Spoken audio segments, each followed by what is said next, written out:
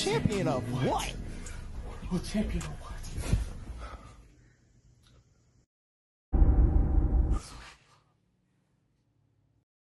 I can drop a world lead, I don't even like running. You gotta run fast just to go and get some money. I'm no Lyles K, you know how I'm coming. I ain't going to no Olympics, I ain't running, I ain't jumping. I can make 100,000 at the crib being funny.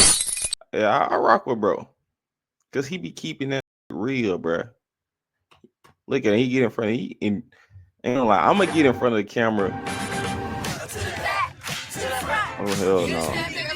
But yeah, I'm gonna get in front of the camera. I'm gonna put anything on. I'm just hop out the bed and put anything on. He be like putting fits on, like nigga be putting fits on. He set his camera up, pull his mic out. Man, we gotta subscribe to him. See, I already hit the like button. Talk about Gout Gout, and of course, you know, he's been. Yeah, man. Everybody been saying, look, Gout gonna be the next Usain. All in the news over the past, of course, weekend, but also the past couple of weeks, and then of course the entire year. It's going to be a little bit different video. I'll talk a little bit about the results and some of the history, but I want to talk about why this actually connects with us a little bit. So this past weekend, 16-year-old Gout Gout, he broke the Australian national record in the 200 running, which was rolled as a. You mean to tell me this country with 30 million people, national record, senior national record is 20 something? Man, you can just say whatever about me, man. But 20.04 is fucking rolled for a national record with a country of 30 million people. 20.04 seconds. Now that took down what, the 56-year-old record, and it was by a white guy type shit. You mean to tell me it ain't no nigga gonna stump through these grounds that could beat this white guy from the 60s? record set by Peter Norman all the way back at the He ain't gonna pan out. They never in Mexico do. City, when he won a silver medal behind Tommy Smith and ahead of John Carlos. That was by far, I think, one of the oldest national records on the books in the entire sport. I think Haiti's long jump record might be the only older record. Maybe there's some others, but I don't know. Even more importantly, though, Peter Norman's 20.06 was set at altitude, while Gout Gout was, of course, set at sea level. And even more importantly than that, Gout Gout is only 16 years old. So, yes, his 20.04 is, of course, faster than Usain Bolt or Eric. I'm kind of skeptical, guys. I don't think Gout Gout is actually 16. I have my reasons, and I will explain if I'm legally obligated to, but I don't think bro ass is 16 from what I done found out. Night in faster than they ran when they were 16 years old. And yes, he's been getting the label as the next Usain Bolt, right? Everyone has been saying that. But even the day before, he actually ran a windy 10.04, which is, I think, the fast all conditions 100-meter time for 16-year-old apparently. But instead of just, again, talking about his potential, his times, what he could run and all that, I actually find the most interesting is the why behind we're getting so excited about Gout Gout. And I mean, right, some things are clear on the surface. He's young, he's fast. The fact that he is barely a teenager and he's dropping these historic times, it's an immediate. Which means he's going to be rolled as fuck when he's old. He's going to be rolled as fuck when he's old type shit. If you ever notice, like, Bolt and them was running, like, kind of fast when they was young. But they wouldn't. They were just running, like, regular high school fast. Like, they was running 20.2 and 20.1 and shit. But they didn't really start running fast for real until they was like 21, 22 and shit like that. That's when like Bolt really turned up. He's like 22, 23 years old. So you see these guys running what Bolt was running in his prime at 16, your central nervous system gonna fall apart very, very soon. And your ass gonna be rolled as fuck. That's why you see a lot of these guys run fast at 16, and when they turn 19, they struggle to run the times they ran when they was 16. They don't really even be close. It's shock of like, I literally just can't believe that this happened. The video of him in the 100 meters, it literally looks to me like the second half is like sped up. It's like 2 times speed or something crazy like that. That's how insane it is. But he also, it's exciting because he has so much personality. He signed with Adidas and he's technically a pro already, but because he's still developing, he's still young, I feel like he's able to just like truly express himself in a way that, I don't know, many pro athletes, all due respect, right? Some of them just aren't able to do for various reasons. They as boring as, I'm gonna say what Unc trying to say.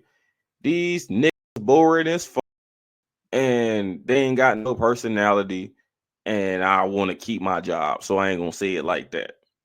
And seeing him get so excited after his races, I don't know, to me, that's just a straight joy to watch. On top of that, he is still learning and he's still growing. Literally, he's tall, he's lanky, he doesn't have the greatest start by the traditional measures. And I'm sure internet coaches, right, they're going to be breaking down his form and explaining why. That nigga say internet coaches. What the fuck? Oh my God. Little thing. But I don't know, that's actually what I think makes us fall in love with Gout Gout. He's not this perfect model sprinter. He's a 16-year-old kid with tons of talent, and he's going to be out there being the best that he can be, even if he doesn't have perfect sprinting form. He's not Asafa Powell or Tyson Gay. That's perfectly okay. Maybe he'll get there one day, but watching him learn the sport and develop into a better athlete, having fun along the way, that's part of the excitement that we get from actually watching him on the track. Another thing that I do think excites us is because he's someone we've never seen before. And I say that in relation to him being Australian specifically. Dude, this be reading scripts or what? I feel like this nigga don't be freestyling.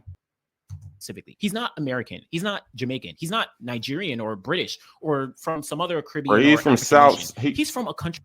He trying to make it seem like Gout Gout just like an Australian that traditionally has not had top sprinters, let alone a generational talent being called the quote unquote next Usain Bolt. Nigga, he ain't from. Are you this black ass nigga? Look at this shit. Like, come on now.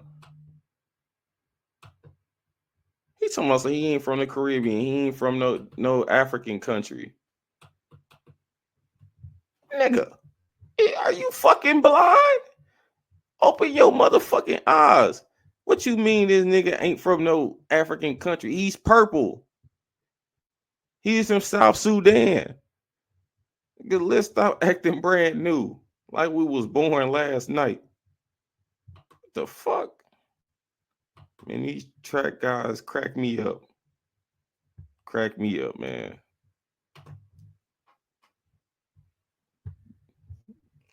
And like I'll be putting fits on. But these are just my, particular feelings when I'm talking about Gout Gout. What I really think truly makes him an exciting athlete is the fact that he almost gives the track and field community and track and field fans a feeling of both kind of nostalgia as well as some hope for the future. This nigga vocabulary and shit too good. What the fuck? This nigga gotta be reading the script. Like, bro, because on most of my videos, I just be on them hoes freestyling. But you can't tell. I feel like bro is like doing way too good to be freestyling type shit. Nigga gotta be reading the script. Nigga throwing in big ass words and shit. Bro, just a good teleprompter reader. Gout Gout allows us to kind of look back at moments when we were shocked at a historic performance, when we had a feeling of, I don't know, what did we just see, right? This nigga is engaged as a bitch to his topic. That nigga back. That nigga said, that nigga started using his whole body to explain the excitement about Gout Gout. What the fuck? Bro, check this shit out. Like, look how he like scooted back in. That he almost gives the track and field community and track and field fans a feeling of both kind of nostalgia as well as some hope for the future. Gout Gout allows us to kind of look back at moments when kind of nostalgia as well as some hope for the future. Gout Gout allows us to kind of look back at moments when we were shocked at a historic performance, when we had a feeling of, I don't know, what did we just see, right? As I kind of alluded to a little bit earlier, there's a reason that when a young talent like, I ain't gonna lie, bro, funny as a bitch. He need to be a comedian. This nigga is funny, man. Like, bro. Gout Gout, or I don't know, let's see at the Boho, or yeah, man, when they run these historical times, the community comes around and asks, like, yo, are they the next Usain Bolt? That could say he definitely read the script or remember his lines. Bro, he has to be reading. Like, this nigga is too goddamn plural and shit to be freestyling. Conversation always comes up because he ain't stumbled over a single word when Bolt ran 9.69 seconds, banging his chest, across the line in Beijing, or even when Bolt ran that 9. One thing I can say about bro is like he one of the media guys I respect because he's like objective and willing to give his opinion about something, but he's also like knowledgeable. Like he knows a lot about track, and that's what I do respect about a lot of these. Well, the few media people that do, like a lot of people, they do it, but they don't really know nothing about it. They don't know who won the 2008 Olympics, and they don't know who won the 1964 Olympics. Like, I don't even know, bro, if bro ever did track, but he know everything about it type shit. 19.19, pointing down at the Berlin track saying, you know, like, this is a slow track. Those were the conversations happening before Berlin. Those from a generation before may have even looked at Bolt's 200-meter performance in Beijing and kind of reminisce on Michael Johnson's legendary 200-meter record all the way back in Atlanta. And those before looked at Tommy Smith in Mexico City and before and back and all that stuff. Young prodigies like Gout Gout, they allow us to tap into our memories, right? To go back to those historical moments and literally almost relive performances we thought were almost impossible. And that translates directly to this idea of hope that Gout Gout and other young athletes. The final leg. Yeah, the final leg, Killing City is mad. See, I feel like, I don't know what it is. Like, bro, like engaged. He know what he talking about. Like, he got me like engaged type shit. Why wouldn't they hire bro to come be at the meets and do the shit? This hope that one day we can see something that we have never seen before, or see an impossible record one day taken down, or, you know, give us this hope that others will be able to follow suit and, I don't know, take the event or take the sport to another level and be even faster and faster. And honestly, it gives us kind of this reassurance that the sport of track and field is actually working. And bro, this nigga is using some big ass words. We might actually be making some progress overall. Now, hear me out. One of the most disappointing things that I think is kind of this recent conversation of track and field struggling, right? Or the sport is dying, or no one is watching. We'll never be able to see a breakthrough with the sport. That's, I don't know, kind of been the conversation for what seems like a couple years now, especially in this post-Usain Bolt era of not only sprinting, but again, the sport as a whole. Yeah, that 100 and 200 shit ain't going nowhere. Idea, you know, blanketly as an idea. I also, to a degree, can understand why fans, athletes, and others in our sport have had that feeling. But when we see someone like a Gout Gout throw down an amazing performance like he did just this past weekend in Australia, that's not at an Olympics or at a World Championships, but the entire track and field community kind of comes together for a moment to celebrate what just happened. This not only gives us that momentary excitement, but it also gives us a glimmer of hope that maybe this nigga say a glimmer of hope. Not only gives us that momentary excitement, but it also gives us a glimmer of hope that maybe our sport of track and field isn't actually broken. Maybe this nigga is enthusiastic as about track. What the fuck? Bro, this video has 58,000 views. Yeah, he deserved his views, man. He engaged. His ass is engaged, but he doing good.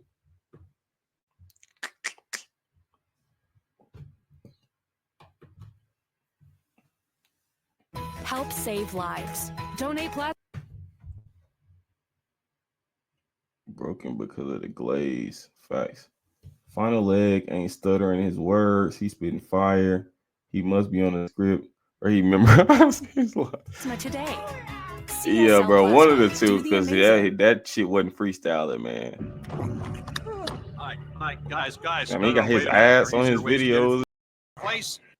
The 2025 track and field calendar is horrible, but I absolutely love it. First off, Grand Slam track, they finally announced the 4 cities as well as the 4 dates for which they'll be holding their slams throughout 2025. We're going to see one in Kingston, one in Miami, one in Philly, and then the last one in Los Angeles, all from April down to June. This is already going to be adding to an extremely packed schedule for 2025, where the World Championships is going to be the final meet. Damn, that shit late as nigga, the World Championships is fucking already going to be adding to an extremely packed schedule Holy. for 2025, where the World Championships is. Damn, motherfuckers gonna start like you gonna start seeing pros pop out of indoor meets in January and February, and they got to end the season in fucking September. God damn.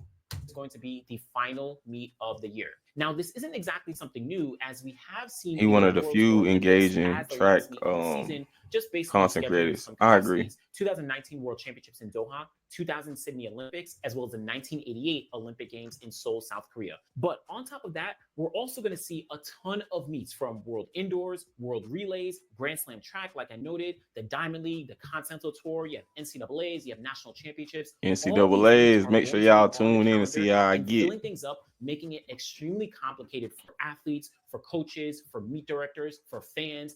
Everyone is going to have to be able August would have been better, or July. Yeah, they should do the whole in July. Throughout the year. And I actually thought that Worlds being at the very end of the calendar would probably free things up. But damn, that's late as fuck. The schedule is absolutely packed. And not only that, there's a few notable conflicts that we have to take into consideration. So let's kind of talk through some of these major meets that are going to be on the calendar, and then we'll see some of the conflicts and issues that I'm kind of alluding to. And then I also want to compare 2025 to the previous years I noted, 2019, 2000, and 1998. First off, indoor season. This, for the most part, is pretty straightforward. We're going to have the World Indoor Tour starting in late January, going all the way down to late February across all the world. It's going to be very similar to 2024. So not Get bro CEO position in City is mag. No cap. Conference championships, those will be in late February. We're going to have the European Indoor Championships. Those will be going down in the Netherlands. Those will be happening in early March. We'll also see the NCAA championships happening in about mid-March, and then things will cap off with the World Indoor Championships. Yeah, Doha was hot as hell. Those will be going down at the very end part of March. So again, for the most during damn, this World shit. Championships, Nigga really ain't talking about nothing on here. Final leg. Yeah, bro, I ain't really subscribed to that many track people. Like, I don't really watch track videos on YouTube. So if I'm subscribed to you,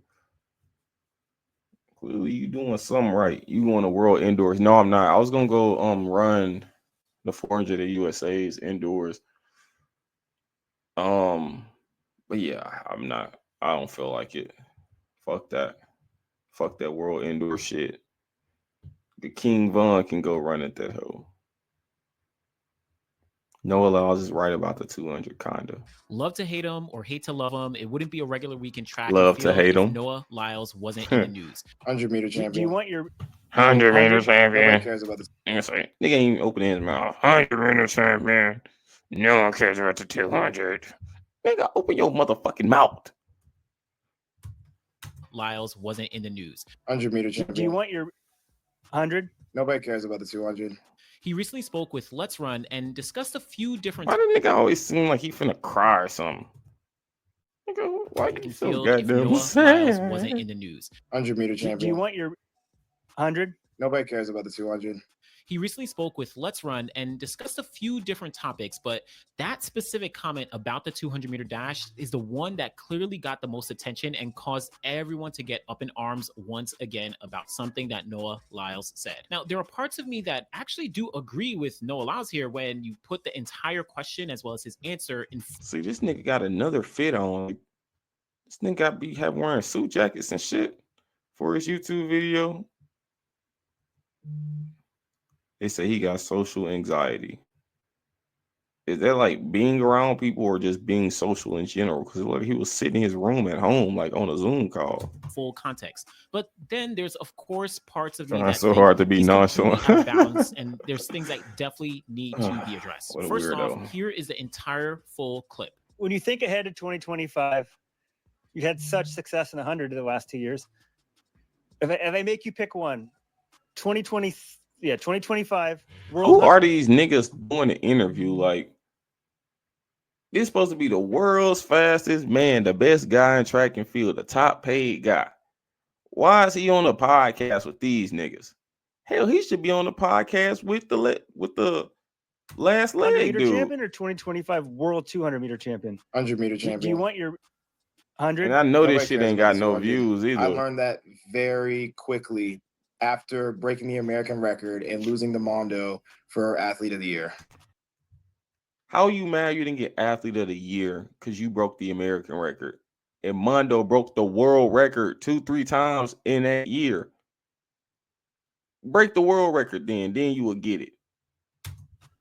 I was just like, they don't care. They don't care about the 200. I mean, it's fun to watch, but at the end of the day, nobody and the common people don't. Like non-track and field athletes, they don't care about the 200. It's the 100. That's why when Bolt was, winding down, he stuck to the 100 because the 200 wasn't gonna get him extra dough, And it's all about the 100. Nigga said when Bolt was at the end of his career, why do you think he dropped the 200 and only stuck to the 100?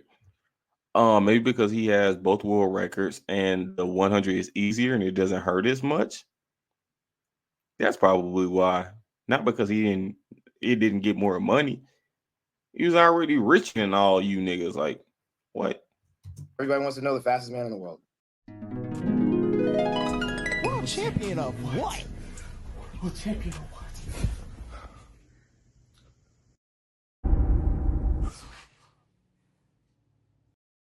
I can drop a world lead, I don't even like running. You gotta run fast just to go and get some money. I'm no Lyles K, you know how I'm coming. I ain't going to no Olympics, I ain't running, I ain't jumping. I can make 100,000 at the crib being funny.